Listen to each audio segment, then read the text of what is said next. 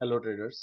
सो मैंने आज कुछ ट्रेड्स ली हैं जो मैं आपके साथ शेयर करता हूँ। मैंने जो ट्रेड्स ली थी वो ली थी यूरो यूएसडी पे। ठीक है। तो मैं सब कुछ बताने की कोशिश करूंगा, जो भी मैंने डीपली से डीपली जो एक्सप्लेनेशन जो भी मतलब मैंने एनालाइज किया उसका एक्सप्लेनेशन मैं देने की कोशिश करूंगा। स्लोली स्लोली बताऊंगा ताकि आप सबको इजीली समझ आ सके। ठीक है। तो ये मेरी पहली ट्रेड्स है। मैंने अराउंड अराउंड 11 ट्रेड्स ली थी। तो 11 में से अराउंड मेरी 9 विन हुए हैं। ठीक है ना। तो मैं पहली ट्रेड्स एक्सप्लेन करता हूँ। ठीक है। तो मैंने क्या देखा, ऑल ओवर ट्रेंड, अगर आप ध्यान से देखो, ऑल ओवर ट्रेंड अप था। पहली चीज, हमेशा मेजर स्ट्रक्चर की मैपिंग करो। सबसे पहले मैंने देखा बड़ा स्ट्रक्चर अप ट्रेंड चल रहा था, उसके बाद मार्केट में एक यू टर्न आया। तो मैंने यहाँ पे फर्स्ट यहाँ पे एक ट्रेंड लाइन लगाई। ट्रेंड लाइन लगाने के बाद मैंने मार्केट के अंदर देखा ये एक नेकलाइन था। मैंने देखा कि मार्केट में सेलर जब नीचे आ रहे थे शोल्डर को ब्रेकआउट करते हुए, मैं बताता हूँ, शोल्डर को ब्रेकआउट करते हुए मार्केट ने ये ब्रेकआउट बार बार फेक कर रहा था मार्केट शोल्डर का। ठीक है। मार्केट शोल्डर का ब्रेकआउट कर रहा था, लेकिन अगर आप एक ध्यान से देखो मार्केट एक पैटर्न को फॉलो कर रही है। क्या क्या बना, पहले lower low, lower high, lower low, lower high, higher low, lower high, higher low, lower high, मतलब मार्केट एक इस तरीके के पैटर्न को रिस्पेक्ट दे रहा है। तो मेरे को ये था कि अगर मार्केट के अंदर सेलर्स या बायर्स शोल्डर का ब्रेकआउट, बड़े स्ट्रक्चर के शोल्डर का ब्रेकआउट नीचे ऊपर कर रहा है, तो जिस डायरेक्शन में भी मार्केट ने ब्रेकआउट किया, रिटेस्ट किया, मैं वहां के लिए ट्रेड लेना स्टार्ट कर दूंगा। लेकिन हुआ उल्टा। मैंने यहाँ देखा कि मार्केट ने ट्रेंड लाइन का ब्रेकआउट किया। पहले ट्रेड मेरी ये थी, मार्केट ने ट्रेंड लाइन का ब्रेकआउट हुआ, मेरे को ये हुआ कि अब मार्केट नेकलाइन का ब्रेकआउट भी करेगी। लेकिन ये बड़े स्ट्रक्चर की नेकलाइन नेकलाइन का ब्रेकआउट करेगी। फर्स्ट उसने कंफर्म कर दिया ट्रेंड लाइन का ब्रेकआउट, लेकिन ट्रेंड लाइन के ब्रेकआउट के बाद बायर आए रिट्रेसमेंट। मेरी पहले ट्रेड आप समझ गए होंगे, जब मार्केट ने ट्रेंड लाइन का ब्रेकआउट किया, मार्केट यहाँ रिट्रेस हुई। यहाँ रिट्रेस होने के बाद मैं यहीं पे पुट की ट्रेड लेने वाला था, लेकिन मैंने क्या देखा, मार्केट ने दिया gap down opening. Gap down opening का मतलब ये बायर्स एक कैंडल और फॉर्म कर सकता है। तो मैंने जब वेट करा इस कैंडल के अंदर, अब आप पहले देखें तो सेलर बहुत स्ट्रॉन्ग थे और उसने ट्रेंड लाइन का ब्रेकआउट भी किया, इसका मतलब सेलर बहुत स्ट्रांगली नीचे जाना चाहते हैं। उसके बाद बायर रिट्रेस हुआ, क्योंकि मुझे पता है, हमें पता है ये पॉइंट एक स्ट्रॉन्ग लेवल है, क्योंकि मार्केट ने 3 टाइम यहाँ से एक अप ट्रेंड जाने के लिए मार्केट ने ट्राई किया, लेकिन सेलर ने उसका ब्रेकआउट किया। अगर ये ट्रू ब्रेकआउट है तो ये बायर यहाँ रिट्रेस होंगे। हुआ यही।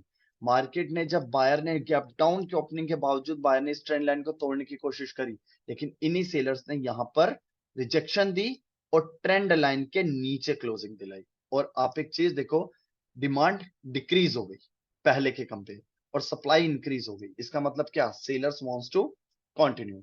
तो पहली ट्रेड मेरी यहाँ पे थी, जब मैंने देखा ये दो कैंडल मेरे लिए एज अ रिट्रेसमेंट थी। तो रिट्रेसमेंट जब ट्रेंड लाइन के ब्रेकआउट के बाद उसके नीचे closing they with strong rejection, तो ये कैंडल कंटिन्यू करेगी, इसलिए ये मेरी फर्स्ट ट्रेड थी। ठीक है। सेकंड ट्रेड ये मैंने लगाई थी 2 मिनट में। अब मैं बताता हूँ, मैंने इसी के साथ ही मैंने 5 मिनट की ट्रेड लगाई थी, उसका लॉजिक बताता हूँ मैं आपको। 5 मिनट को मैं एनालाइज कर रहा था, मार्केट के अंदर वही चीज चल रहा था, शोल्डर, नेकलाइन, हेड। ठीक है ना। उसके बाद मार्केट ने क्या किया, शोल्डर को ब्रेकआउट किया। वही चीज हो रही थी, मार्केट ने शोल्डर का ब्रेकआउट किया, सेलर ने नेकलाइन तक पहुंची, वापस शोल्डर का ब्रेकआउट हुआ, मतलब शोल्डर का बहुत भारी ब्रेकआउट फेक हुआ।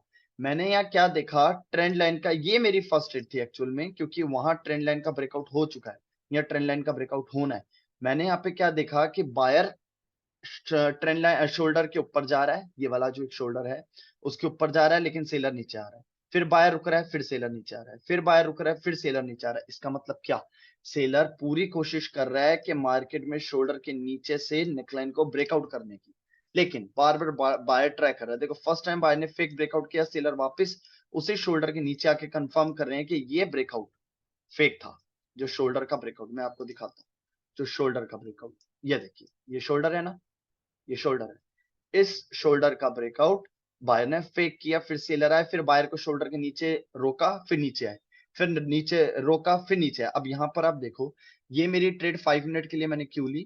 पहली बात, अब अगर buyer swing seller swing high बना के बिल्कुल इसी शोल्डर के अंदर रुक रहे हैं, तो यहां पर बायर चाहता तो यहां से एक बुलिश कैंडल एंटर कर लेता। राइट। मतलब मैं ऐसे कहना चाहता हूं, मार्केट ने, ये हमारा शोल्डर है, मार्केट ने शोल्डर का ब्रेकआउट किया, सेल नीचे गया, फिर ब्रेकआउट किया, अब सेलर वापस इसी के ऊपर रुक रहा है, तो बायर चाहते तो यहां से एंट्री कर सकते थे, लेकिन इस कैंडल की क्लोजिंग के बाद बायर एंटर नहीं हुआ। और आप ध्यान से देखो, सेलर रिप्लाई में इंक्रीज होके न्यू लो बना रहे, इसका मतलब क्या है कि मार्केट ट्रेंड को कंटिन्यू ले जाना चाहती है, ठीक है ना। तो इसीलिए मेरी यहां पर 5 मिनट में मैंने दूसरी ट्रेड ली जो कि मेरी विन हुई, ठीक है।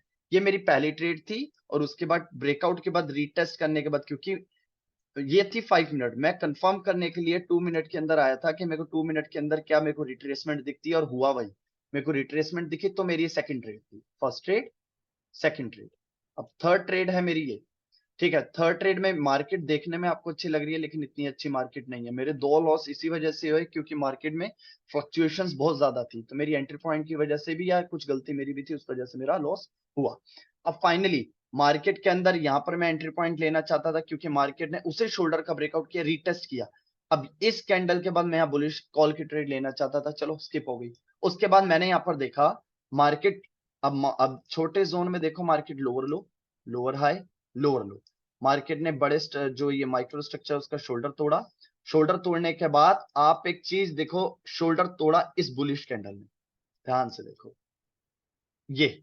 उसके बाद ये जो कैंडल आई है, मुझे कंफर्म हो गया कि ये कैंडल एक रिट्रेसमेंट कैंडल है। ये किसका रिप्लाई है? ये इसी कैंडल का रिप्लाई है, इसी बेरिश कैंडल का रिप्लाई है, ठीक है ना। ये सेलर पहले यहां रिट्रेस हुए, बड़े स्ट्रक्चर का जब शोल्डर का ब्रेकआउट हुआ रिट्रेस हुए, फिर माइक्रो स्ट्रक्चर का जब शोल्डर ब्रेकआउट हुआ ये रिट्रेस हुए।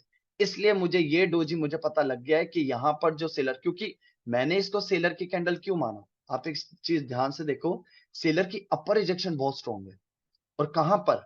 प्रीवियस शोल्डर के नीचे विद रिजेक्शन, तो यहां पर सेलर एंटर करने चाहिए थे, लेकिन सेलर एंटर नहीं हुए। और एक और कंफर्मेशन देता हूं कैंडल की, गैप डाउन ओपनिंग, ध्यान से देखो, क्लोजिंग हुई यहां, ओपनिंग हुई यहां, इसका मतलब क्या है? ये इस एरिया से आने वाले सेलर्स का रिप्लाई है जो कि मोमेंटम लॉस कर चुके हैं। उसके बाद ये बायर कंटिन्यू चलना चाहता है, तभी इस कैंडल ने गैप डाउन ओपनिंग देके एक बुलिश कैंडल फॉर्म करी, ठीक है ना।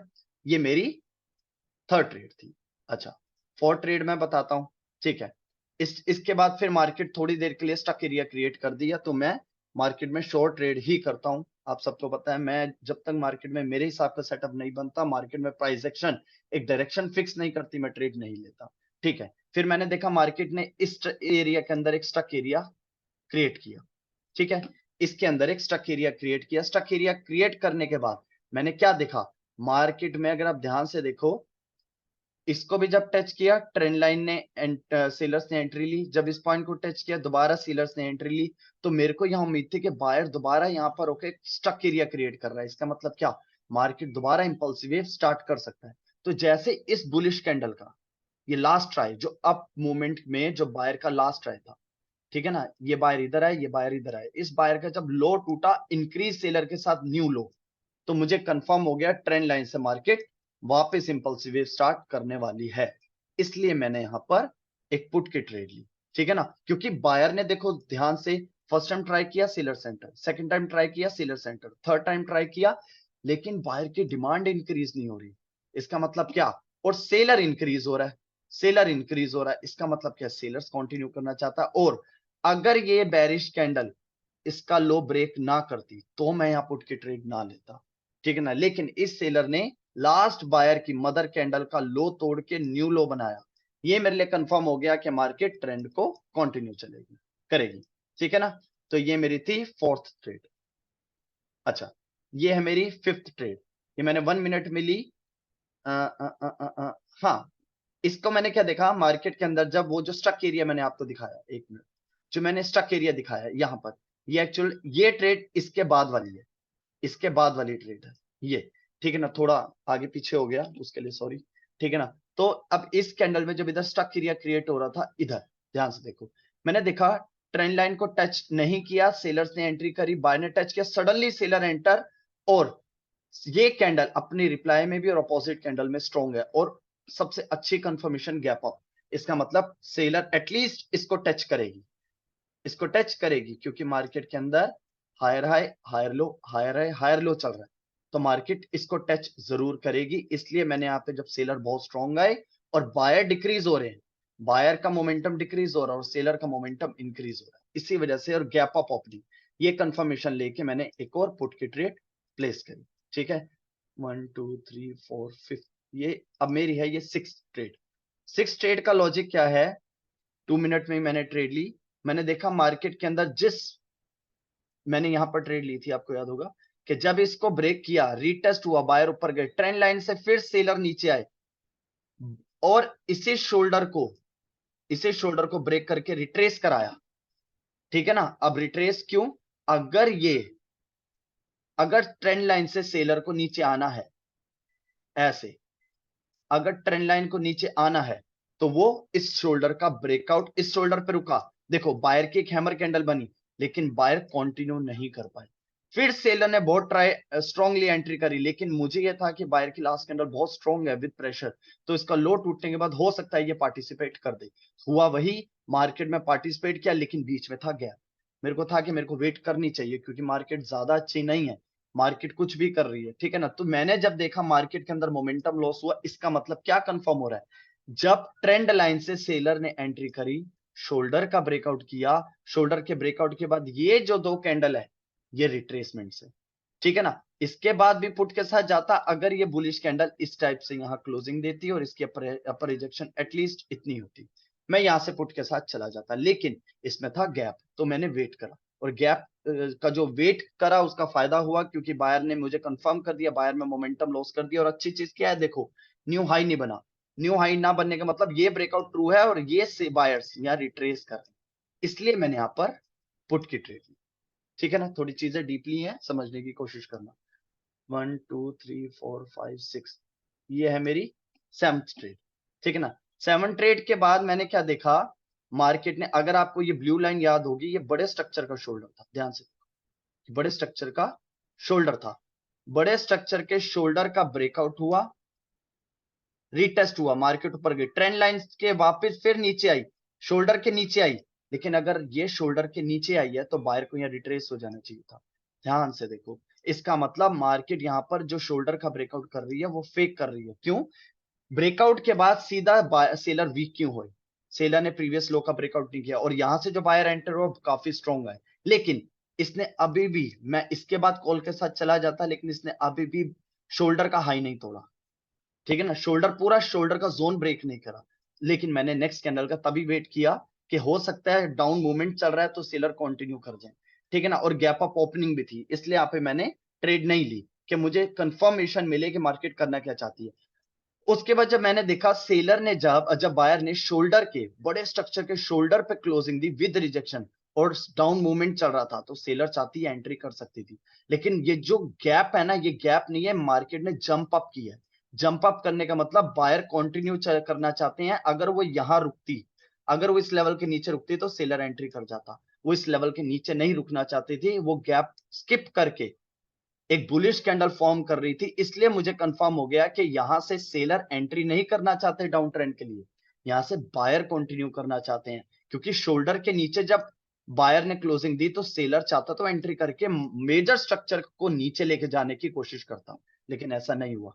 बायर ने हाई का ब्रेकआउट किया, और ध्यान से देखो, हाई का ब्रेकआउट किया और नेक्स्ट कैंडल गैप डाउन, ध्यान से देखो, next candle gap down opening दी, और अपर रिजेक्शन बॉडी के कंपेयर वीक है, मतलब कि डिमांड बढ़ रही है, इस एरिया में सप्लाई वीक है, ऑलरेडी सेलर यहां पर अपनी सप्लाई वीक कर चुके हैं, और यही सेलर अपर रिजेक्शन ज्यादा नहीं दे रहे, इसका मतलब sellers are not interested in this area, so this U turn will try to continue their trend. ठीक है ना, मतलब इस ट्रेंड को मार्केट अप ऊपर ले जाने की कोशिश करेगी, और गैप डाउन ओपनिंग कंफर्म कर रही है, इसलिए मैंने यहाँ पे कॉल की ट्रेड की। ठीक है ना, अच्छा, इसके बाद मेरी जो लास्ट ट्रेड है वो ये है। ठीक है ना, इसमें मैंने क्या देखा, मार्केट ने, हमने लास्ट ट्रेड ली थी इस पे, इसके बाद मार्केट ने दोबारा, ध्यान से देखो, डाउन ट्रेंड का शोल्डर, शोल्डर का जब ब्रेकआउट हुआ, रिट्रेस हुआ, बायर ने कंटिन्यू किया, लेकिन ध्यान से देखो, मेरे को स्ट्रॉन्ग कंफर्मेशन नहीं मिली, क्योंकि मैं इस पे ट्रस्ट नहीं था, क्योंकि बायर ने अगर हाई तोड़ा, देखो अगर ये रिट्रेस हुई है और ये बायर कंटिन्यू चल रहा है, इसका हाई भी तोड़ दिया, तो नेक्स्ट कैंडल ने गैप अप ओपनिंग क्यों दी, मेरे को कुछ रिस्क लगा, वरना इस कैंडल के बाद मैं कॉल की तरफ जाता, लेकिन गैप अप ओपनिंग ने मुझे बता दिया। अब सेलर वापस ट्रेंड लाइन को ब्रेक करके नीचे आ रहे हैं, ध्यान से देखो, जो मैंने ट्रेंड लाइन ड्रॉ कर